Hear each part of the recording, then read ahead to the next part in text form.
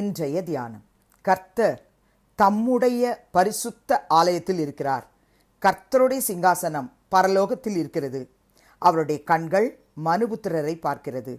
அவருடைய இமைகள் அவர்களை சோதித்தருகிறது. சங்கீதம் 11:4.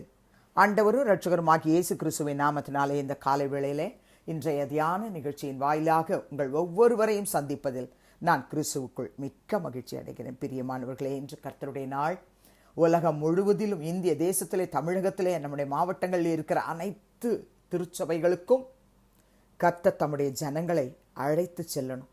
எல்லாரும் சர்ச்சுக்கு போகணும், கர்த்தரை துதிக்கணும், ஆராதிக்கணும், கர்த்தருக்கு கொடுக்கணும், சாட்சி சொல்லணும், கர்த்தர் செய்த நன்மைகளை அதிசயங்களை நம்ம சபையில் எடுத்து சொல்லணும், கர்த்தர் நாமத்தை பிரஸ்தாபப்படுத்தணும். கர்த்தர் அந்த இடத்துல வந்து நம்மை ஆசீர்வதிப்பார். பிரியமானவர்களே, சபைகளை கர்த்தர் இந்த நாளில் ஆசீர்வதிக்கும்படி நம்ம ஜெபிக்க போகிறோம்.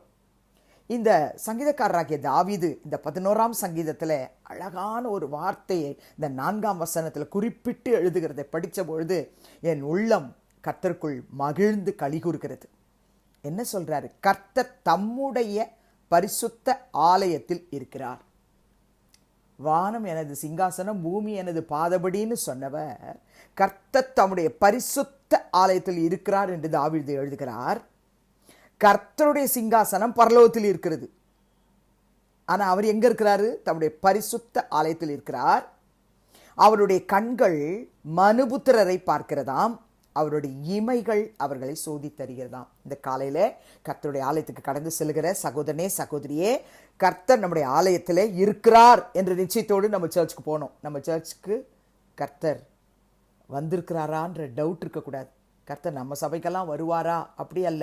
கர்த்தர் பரிசுத்த ஆலயத்தில் இருக்கிறார் அப்படின்னா 7 பொன் குத்து விளக்குகளுக்கு மத்தியிலே உலாவி வருகிற மனுஷகுமாரனாகி ஆண்டவராக இயேசு கிறிஸ்து எங்க சர்ச்சில் வருவார். அவர் இருக்கிறார். அவருடைய சிங்காசனம் பரலோகத்தில் இருக்கு. அதே வேளையில் அவருடைய கண்கள் சர்ச்சில் வர்ற எல்லாரையும் சுத்தி சுத்தி சுத்தி பார்க்குது. அவருடைய இமைகள் அவர்களை சோதித்தருகிறதுன்னு தாவீது சொன்னாரே, அதன்படி இன்னைக்கு எங்க சர்ச்சுக்கெல்லாம் நீங்க வந்து ஏசப்பா எங்களெல்லாம் பார்க்க போறீங்க, எங்களை ஆசீர்வதிக்க போறீங்க, சோதித்து அறிய போறீங்கன்னு கர்த்தருக்கு நன்றி சொல்லி சபைகளுக்காக நாம ஜெபிக்க போகிறோம். 9ஆம் சங்கீதம் 11ஆம் வசனத்திலும் தாவீது எழுதுகிறார், சீயோனில் வாசமாயிருக்கிற கர்த்தரை கீர்த்தனம் பண்ணி அவர் செய்கைகளை ஜனங்களுக்குள்ளே அறிவியுங்கள். அப்ப இன்னைக்கு சர்ச்சுக்கு போகும்போது பாடுவோம், துதிப்போம், ஆராதிப்போம், கர்த்தருக்கு என்று காணிக்கை கொடுப்போம். சாட்சி சொல்லுகிற நேரம் கிடைக்கும் என்று சொன்னால் கர்த்தருடைய பிள்ளைகளாகிய நாம அவர் செய்கைகளை ஜனங்களுக்குள்ளே அறிவிக்கணும். ஒருவேளை சபைக்குள்ள காயப்பட்டு வேதனைப்பட்டு எல்லாவற்றையும் இழந்துட்டு வர்றவங்க இருப்பாங்களான்னா நம்ம கொடுக்கிற சாட்சியின் மூலமாய் அவங்க உள்ளம் தேற்றப்படும், மாற்றப்படும், பலப்படுத்தப்படும். சங்கீதக்காரனாகிய தாவீது 18ஆம் சங்கீதம் 6ஆம் வசனத்தில் ஒரு வார்த்தை சொல்றார் பாருங்க, எனக்கு உண்டான நெருக்கத்திலே கர்த்தரை நோக்கி கூப்பிட்டு என் தேவனை நோக்கி அபயமிட்டேன். தமது ஆலயத்திலிருந்து என் சத்தத்தை கேட்டார். என் கூப்பிடுதல் அவர் சந்நிதியில் போய் அவர் செவிகளில் ஏறிற்று. உண்மையாகவே பிரியமானவர்களே, நமக்கு நெருக்கம் இருக்குன்னா நேர சர்ச்சுக்கு போகணும். அவரை நோக்கி கூப்பிட்டு ஆலயத்தில் தாவீதை போல அபயமிட்டோமானால் ஆலயத்திலிருந்து நம்முடைய சத்தத்தை கர்த்தர் கேட்டார்னு தாவீது சொன்ன மாதிரி நாமளும் என் சத்தத்தை கேட்டார்னு சொல்லி சாட்சி சொல்லுவோம். தாவீது சொல்றார், என் கூப்பிடுதல் அவர் சந்நிதியில் போய் அவர் செவிகளில் ஏறிற்று என்று சொல்லுகிறார். கர்த்தருடைய பிள்ளைகளே, நம்முடைய சபைக்கு கர்த்தர் வருவார், வந்து நம்மை பார்ப்பார், கூப்பிடுகிற சத்தத்துக்கு பதில் கொடுப்பார். 33ஆம் சங்கீதம் 13ஆம் வசனத்தில் வாசிக்கிறது போல கர்த்தர் வானத்திலிருந்து நோக்கி பார்த்து எல்லா மனுபுத்திரரையும் காண்கிறார் என்ற வசனத்தின்படி கண்டு, பிரியமானவர்களே, நமக்கு வேண்டிய வல்லமையை, நமக்கு வேண்டிய பரிசுத்தாவின் அபிஷேகத்தை நமக்கு இன்னும் அதிகமாய் கூட்டி தருவார். பாத்திரம் நிரம்பி வழியத்தக்கதாக கர்த்தர் நமக்கு தருவார். பிரியமான அவருடைய கண்கள், அவருடைய இமைகள் நம்மளை பார்க்கும், சோதித்து அறியும். நீதிமொழிகள் 15ஆம் அதிகாரம் 3ஆம் வசனத்துல சாலமோன் ஞானி எழுதுகிற வார்த்தையை பாருங்க, கர்த்தரின் கண்கள் எவ்விடத்திலும் இருந்து நல்லோரையும் தீயோரையும் நோக்கி பார்க்கிறது. என்னையும் உங்களையும் பார்க்கறதுக்கு இன்னைக்கு சர்ச்சுக்கு வரப்போறார். நம்ம வீட்லையும் பார்ப்பாரு, நம்ம டிராவலில் இருக்கும்போதும் பார்ப்பாரு.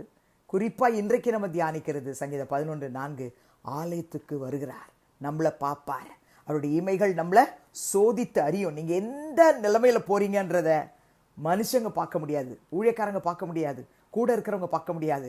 ஆனா கர்த்தர் ஊடுருவி பார்ப்பார். ஏன்னா அப்போஸ்தலனாகிய பவுல் எபிரேயருக்கு எழுதின நிருபம் 4:13 எழுதும்பொழுது, அவருடைய பார்வைக்கு மறைவான சிருஷ்டி ஒன்றுமில்லை, சகலமும் அவருடைய கண்களுக்கு முன்பாக நிர்வாணமாயும் வெளியரங்கமாயும் இருக்கிறது, அவருக்கே நாம் கணக்கு ஒப்புவிக்க வேண்டும் என்று சொல்லுகிறார். உண்மையாகவே இன்னைக்கு நம்முடைய சபைக்கு கர்த்தர் வருவார், வந்து நம்மளை பார்ப்பார். நம்ம எவ்வளவு வியாகுலத்தோடு இருந்தாலும் சரி, கண்ணீரை துடைப்பார், காயங்களை ஆற்றுவார். ஊழியக்காரங்களுக்கு நம்ம சூழ்நிலையை எடுத்து சொல்லி அதுக்கேற்ற வார்த்தை அவங்க வாயில வைப்பார். அந்த வார்த்தையினால நம்ம பலப்படுத்தப்படுவோம். ஜெபிக்கலாமா? பரிசுத்தமுள்ள நல்ல பிதாவே, இயேசு கிறிஸ்துவின் நாமத்தில் உடைய சமூகத்துக்கு நாங்கள் வருகிறோம். சங்கீதம் 11:4 கர்த்தர் தம்முடைய பரிசுத்த ஆலயத்தில் இருக்கிறார் என்ற வாக்கை நம்பி நாங்கள் சர்ச்சுக்கு போறோம்ப்பா. எல்லாரும் கர்த்தருடைய பிள்ளைகள் ஆலயத்துக்கு கடந்து செல்ல உதவி செய்யும். கர்த்தருடைய சிங்காசனம் பரலோகத்தில் இருக்கிறது, அவருடைய கண்கள் மனுபுத்திரரை பார்க்கிறது, அவருடைய இமைகள் அவர்களை சோதித்து அறிகிறது என்று வாசித்தோமே. கர்த்தாவே, ஒவ்வொருவரையும் கண்ணோக்கி பாருமாண்டவரே. அவர்கள் நடுவிலே எழுந்தருளி அவர்களுக்கு இருக்கிற நெருக்கம், பாடு, துன்பம், வேதனை எதுவானாலும் கர்த்தாவே அவர்களை நோக்கி பார்த்து, அவர்கள் உம்மை நோக்கி கூப்பிடும் பொழுது, அவர்கள் அபயமிட்டு கூப்பிடும் பொழுது அவங்க சத்தத்தை கேட்டு அவங்களுக்கு உங்கள் வார்த்தைகளை கொடுத்து பலப்படுத்தி அனுப்புங்க ஆண்டவரே. உம்முடைய கண்கள் பூமி எங்கும் உலாவிக் கொண்டிருக்கிறதுன்னு 2 நாளாகும் 16:9 வாசிக்கிறோமே. உம்முடைய வல்லமையை விளங்க பண்ணுகிற மகனாய் மகளாய் நாங்கள் எல்லாரும் சர்ச்சில் இருக்கும் பொழுது எங்களுக்கு வேண்டிய மன்னாவை ஊழியக்காரர்கள் வாயிலே வைப்பீராக ஆண்டவரே. திருச்சபை ஊழியர்களை விசேஷமாய் உம்முடைய கரத்தில் எடுத்து பயன்படுத்தும் ஆண்டவரே. சபைக்கு பிரயோஜனமானவைகளை அவர்கள் போதிக்கணும் ஆண்டவரே. சத்தியத்தை சத்தியமாய் போதிக்கிற எங்கள் ஊழியர்களை, போதகர்களை ஆண்டவரே கர்த்தர் ஆசீர்வதிப்பீராக. ஊழியத்துக்கு விரோதமாய், விசுவாச மக்கள் கூடுகைக்கு விரோதமாய் எழும்ப எத்தரிக்கிற எல்லா அந்தகார வல்லமைகளை நசரேனாகிய இயேசு கிறிஸ்துவின் வல்லமுள்ள நாமத்தினாலே நாங்கள் கடிந்து அப்புறப்படுத்துகிறோம். உம்முடைய நாமத்திலேயே ஜெயம் எடுக்கிறோம். துதிகன மகிமையை உமக்கு செலுத்துகிறோம். இயேசுவின் நாமத்தில் பிதாவே, ஆமென். கிறிஸ்துவுக்குள் பிரியமானவர்களே, இந்த நாளிலே நம்முடைய கர்த்தராகிய இயேசு கிறிஸ்துவின் கிருபையும் பிதாவாகிய தேவனுடைய அன்பும் பரிசுத்த ஆவியானுடைய அந்யோன்ய ஐக்கியமும் நம் அனைவரோடும் சகல பரிசுத்தவான்களோடும் இந்நாள் முழுவதும் இருப்பதாக. ஆமென்.